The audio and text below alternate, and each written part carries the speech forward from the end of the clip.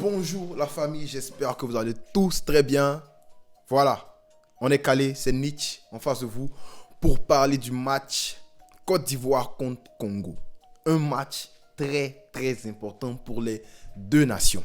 Déjà, j'aimerais envoyer mon soutien, mes salutations au peuple congolais qui souffre depuis des années. Franchement, on est avec vous, on voit les vidéos et on partage, on essaie de relayer le maximum possible les vidéos qu'on voit, les news et tout sur nos réseaux sociaux.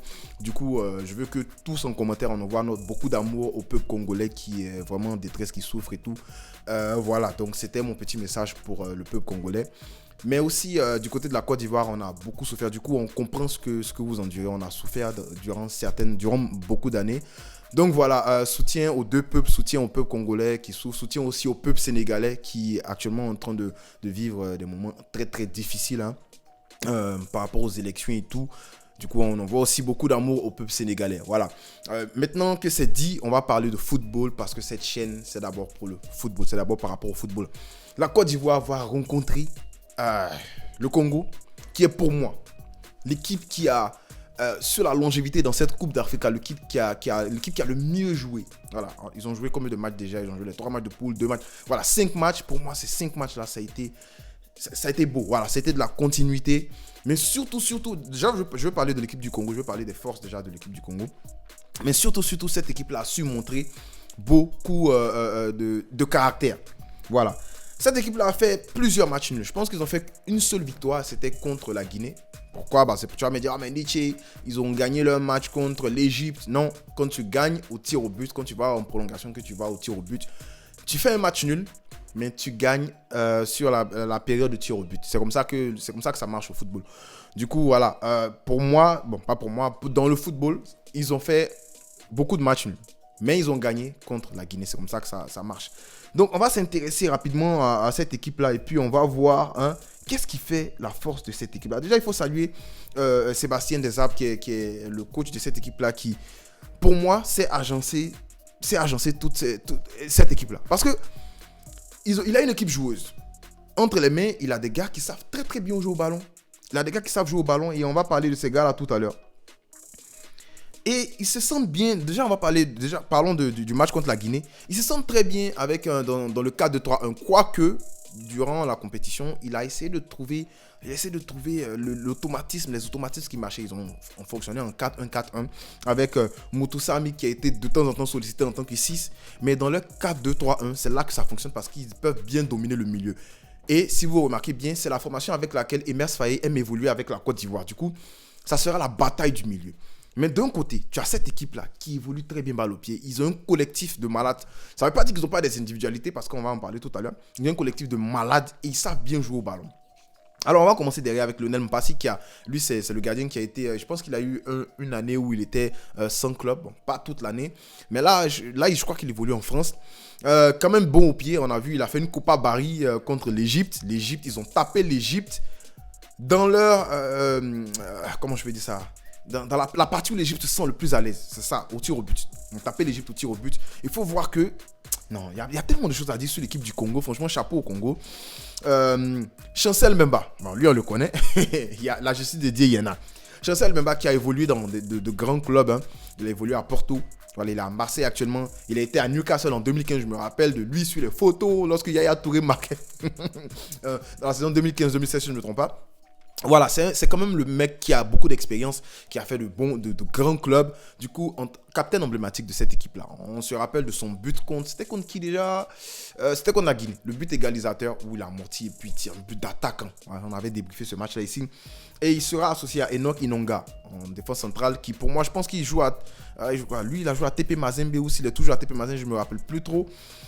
Arthur Masuaku à droite et puis Kaloulou de l'autre côté. À gauche et puis Kaloulou de l'autre côté. De très bons latéraux. Pour moi, Arthur Masuaku qui est le meilleur latéral de cette compétition-là. Masuaku, on se rappelle son coup franc, mais il a l'habitude de mettre des trucs comme ça. Il a l'habitude de marquer comme ça.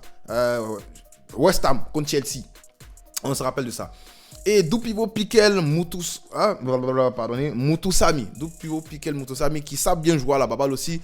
Je pense que c'est lequel qui a RC lancé Moutoussamy, si je me trompe pas. Dites-moi ça en commentaire. C'est devant qui m'intéresse parce que devant Meshak Elia. Dangereux. joueur de football, Young Boys.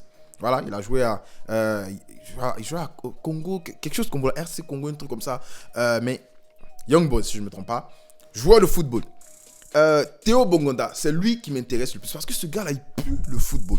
Théo Bongonda a été formé, dans l'académie Jean Maguiou. C'est-à-dire celui qui a formé les éléphants, la génération dorée des éléphants. Celui qui a formé cette équipe du Mali, c'est lui qui a formé Théo Bongonda. Je crois que c'était en Belgique. En Belgique, voilà. Théo Bongonda, il pue le foot. Le gars, il joue en 9. Le gars, il joue en 10. Le gars, tu peux le solliciter en 8, il va jouer. En fait, il est très très bon. Et allié avec un gars comme Yohan Wissa, qui fait... actuellement à Brentford, c'est lui qui fait le jeu bon. Voilà, on a le retour de Tony. L'autre, il est blessé. Comment il s'appelle? Le Camerounais, là. Rappelez-moi son nom, comment j'ai oublié son nom, bref. Ça m'échappe. Mais il est blessé actuellement. Donc c'est Tony. Quand l'autre il va revenir, Wissa va revenir, ça sera lui et Tony devant. Ça va être chaud, ça va être très très chaud. On a vu même Brentford, ils ont pris Mopai qui a marqué contre, bon là je suis en train de m'éloigner un peu, qui a marqué contre City. City a fait une remontada hier, bon on a tous vu le match, mais tu vois de quoi je parle, cette équipe-là pue le foot. Et puis Bakambu, pour moi c'est lui le maillon faible de cette équipe-là, parce que Bakambu, il n'a pas encore ouvert son compteur de buts dans cette compétition-là. Il attend quoi Bakambu? Bakambu, tu as fait des grands clubs. Et d'ailleurs, salutations même à Bakambu parce que sa célébration, nous, on sait ce que ça veut dire. Il dénonce tout ce qui se passe au Congo actuellement. Mais on espère que tu ne vas pas faire ça contre nous parce que tu auras pas. C'est pas contre nous, la Côte d'Ivoire, que tu vas venir ouvrir ton compteur de but. Tu aurais dû le faire contre la Guinée. Parce que là, désolé pour vous, mais Inch'Allah, vous sortez. Voilà, nous tous sommes pris. Voilà, ça va être chaud en tout cas. Et Cédric Bakambu, pour moi, qui n'a pas encore. Pour moi, c'est lui. Il manque de réalisme dans cette équipe-là parce qu'ils sont très forts balle au pied. Si tu es Congolais, dis-moi en commentaire, balle au pied, ils sont bons. Ils ont un très bon collectif.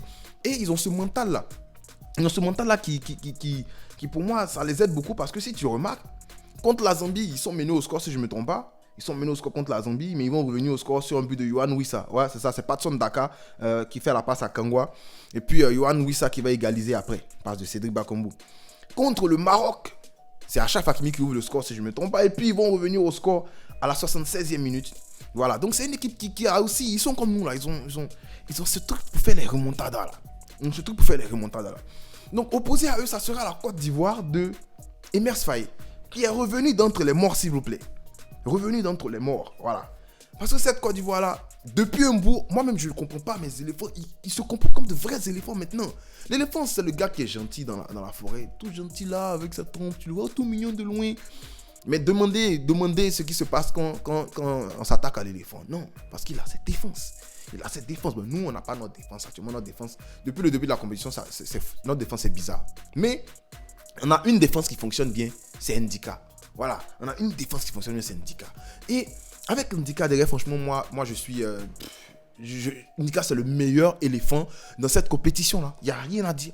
Si je dois choisir un seul, je vais dire Ndika, sans problème. Parce que Ndika... En fait, il est constant depuis le début de la compétition. Pas d'erreur. Relance propre, solidité, mentale et tout. Mais à côté d'Ndika, tu auras besoin de quelqu'un. Je suis en train de vous donner le 11 là. Bon, derrière, il y aura Yaya Fofana déjà. Mais c'est Yaya Fofana qui, sans lui, il n'y a pas de remontada. Sans lui, il y a le penalty. Puis sûrement, mentalement, on est atteint. Mais il redonne confiance à cette équipe-là. Il prend le penalty. Même après le carton rouge qu'on prend, il fait un save décisif. Même contre Mané, il fait un save décisif. Voilà, il fait 2 très bons matchs à Fofana, mais son début, c'était pas ça. C'était pas ça. Mais il faut voir que l'équipe aussi c'était le naufrage. Donc il a peut-être fallu ce changement de coach là pour réveiller les gardiens, allié aussi à ce...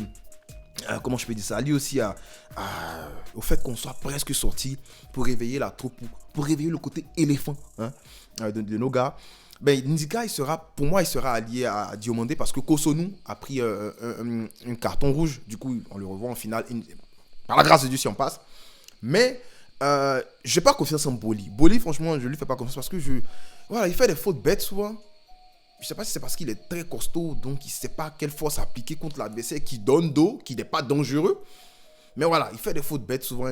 Faute il a fait, on a eu problème contre la Guinée équatoriale. Je n'ai pas kiffé. Du coup, moi, je préfère avoir Diomandé. Parce que pour moi, dis-moi en commentaire, mais je pense que Diomandé, il n'a pas fait un mauvais match contre le Nigeria. Il n'a pas fait un mauvais match. Mais pourquoi ça a tiré sur lui? Parce qu'il y a eu un penalty. Ça, bon, déjà, c'est un défenseur qui est jeune. Donc, c'est peut-être une erreur de jeunesse et tout. Je ne sais pas comment je vais dire ça. Il manque d'expérience parce qu'il veut dégager. Mais Osimhen, Osimhen aussi. Osimhen a de l'expérience, Osimhen il est intelligent. Vous avez vu comment Osimhen a dormi dans la défense camerounaise. Quand j'ai vu le match d'Osimhen contre le Cameroun, j'ai compris que voilà, il n'y a rien. Il a fatigué les Wu, Christopher Wu. Il a compris qu'il n'y a rien. Parce que j'ai compris que Diomandé a fait un bon match. Il n'a pas fait un match terrible. Parce que Osimhen, il s'est baladé complètement. Mais contre la Côte d'Ivoire, voilà, on ne l'a pas tant vu. À part qu'il a été, voilà, on l'a vu quand même parce que voilà, il donne un penalty, il gagne, il est compris. Mais voilà, il a été quand même muselé par notre charnière centrale. Et j'ai pas envie de trop changer la charnière centrale. Du coup, MS Faye, j'espère qu'il va faire Ndika Diomandé.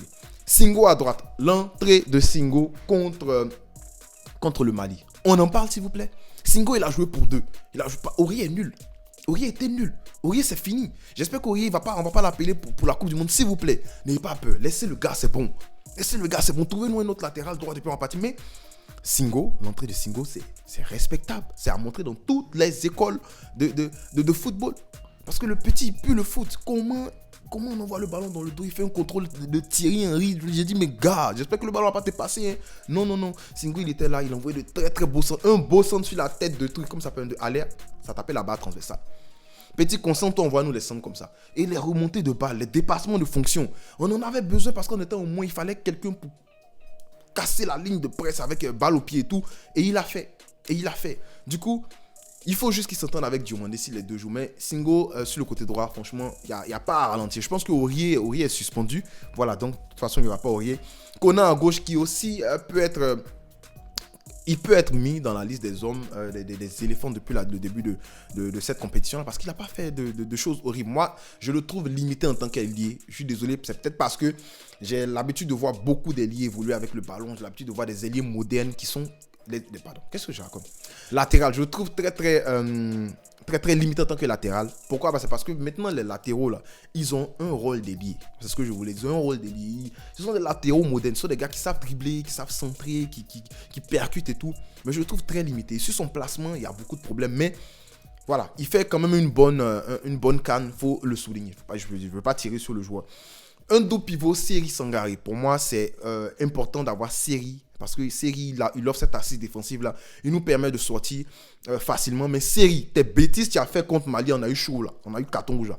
Faut arrêter tes trucs là. Parce que si ça chauffe, faut dégager. Il n'y a pas honte dans le dégagement, man. Il n'y a pas honte. Là, on veut la coupe.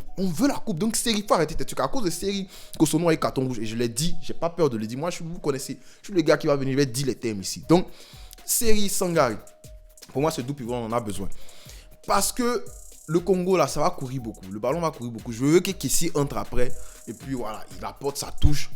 On a vu son match contre le Mali. C'était impeccable. Solidité. Il ralentissait le jeu, mais c'était demandé cette fois-ci parce que il fallait monter petit à petit. Donc, il a fait ça. Mais je préfère Seri Sangaré. Seri pour les récupérations et tout. Sangaré, surtout les coups de pied arrêtés. Sangaré et aussi les frappes. J'espère qu'il va se concentrer. Il va nous envoyer les ballons sur la lune là. Et puis voilà, il aussi récupère des ballons, il est très combatif, il va courir, je le sais. Fofana en 10, on a besoin de Fofana, il a fait un excellent match contre le Mali. C'est vrai qu'il dézone, c'est vrai souvent il pousse le ballon, tu as l'impression qu'il est en train de jouer au rugby. Souvent les rugbymen là, ils poussent le ballon d'une manière, ils sont rattrapés. Fofana, pardon, c'est pas le rugby. Voilà, à part ça, Fofana, dans les efforts, il est très généreux, on le sait. Et on aura besoin des gens qui sont tenaces comme ça contre le Congo parce que ça va être un match compliqué. Le Congo n'abandonne pas. Le Congo, ils vont pas abandonner. C'est-à-dire que même si vous menez, ils vont essayer de revenir au score. Du coup, on a besoin de gars qui vont être concentrés du début jusqu'à la fin. Ailier. Bon, pas ailier parce que c'est un 4-2-3-1 aussi, comme je l'ai dit. Adengra à gauche, pour moi. Et puis à droite, j'ai un problème parce que Diakité, il est parti pour un carton. Il a sa tête là. Mais bon. Voilà, il mérite de s'amuser, il mérite de s'enjailler. Parce que voilà, je comprends l'euphorie. Singo a tout fait pour que le petit là, il n'enlève pas son maillot. Mais il enlève son maillot quand même. Bref. Mais à droite, dites-moi en commentaire qui vous voyez. Moi, j'ai mis Boga à droite. Même si Boga, je le préfère à gauche. Mais j'ai mis à droite. Tu aurais pu alors faire Nicolas Pepe. Mais Nicolas Pepe, franchement, je le sens pas trop cette canne. Je le sens pas. Donc dites-moi en commentaire ce que vous voyez à droite. J'ai mis Boga. Je veux pas de... Comment ça s'appelle? Christian Kwame. À qui va jouer? Il était suspendu, non? Je ne me trompe pas. Bref, Christian Kwame, pardon. Il faut rester loin de l'équipe là pour le moment. Tu vas soulever la coupe et nous après. Et en pointe Aller. Aller, on a vu son entrée contre le Mali. Comment ça donne une bouffée d'air. Bouffée d'air frais. C'est un jai. C'est l'attaquant qui reçoit le ballon. Il tue le ballon. Et puis, même à 10 contre 11, il permet à son équipe de monter. Donc imagine à 11 contre 11, si tout fonctionne bien, Allaire peut nous donner cette bouffée d'air frais. Il peut venir dormir sur Chancel Mbemba là-bas. Voilà. Du coup, je ne vais pas donner de pronostic, mais j'espère que la Côte d'Ivoire va gagner. J'espère qu'on ne va pas aller en prolongation parce qu'on souffre de nous là. On souffre trop mal même. Mais voilà, donc dis-moi en commentaire, c'est quoi tu vois comme pronostic. Toi qui va gagner, hein, les Congolais, venez, enjaillez-vous en commentaire. Mais vous connaissez comment ça fonctionne.